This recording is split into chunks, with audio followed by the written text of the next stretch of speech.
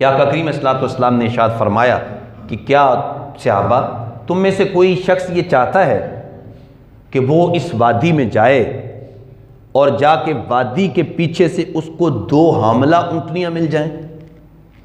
حاملہ اونٹنی عرب کا سب سے قیمتی جانور ہے، لاکھوں روپے کا ایک جانور ہے۔ تو کیا کوئی بندہ یہ چاہتا ہے کہ اس کو 2 حاملہ اونٹنیاں مل جائیں؟ تو صحابہ کرام نے عرض کی حضور ہم میں سے تو ہر ایک چاہتا ہے، اور بلکہ فرمایا مفت مل جائیں، کوئی مشقت بھی نہ کرنا پڑے۔ عرض کی ہم سب چاہتے ہیں کہ ہمیں ایسی اونٹنیاں مل جائیں، اتنی بڑی مالیت ہمیں مل جائے۔ تو آقا کریم ارشاد فرمایا کیا میں تمہیں اس سے اچھا مال نہ بتا دوں جو 2 حاملہ اونٹنیوں سے بھی زیادہ اہمیت رکھتا ہو؟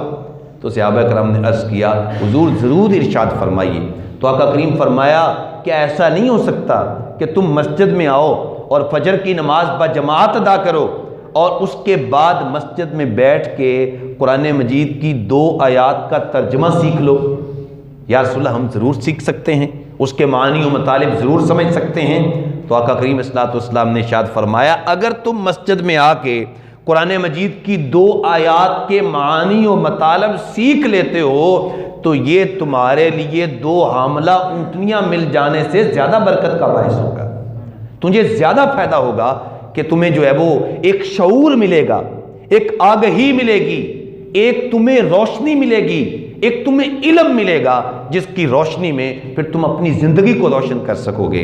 اور فرمایا اگر کوئی بندہ 3 آیات سیکھے تو اللہ اس کو 3 حاملہ اونٹنیوں جیسی بھلائی عطا فرمائے گا، اور فرمایا جو 4 آیات سیکھے تو اللہ تعالیٰ اس کو 4 حاملہ اونٹنیوں سے زیادہ نفع عطا فرمائے گا جو قرآن مجید کی 4 آیات سیکھ لیتا ہے۔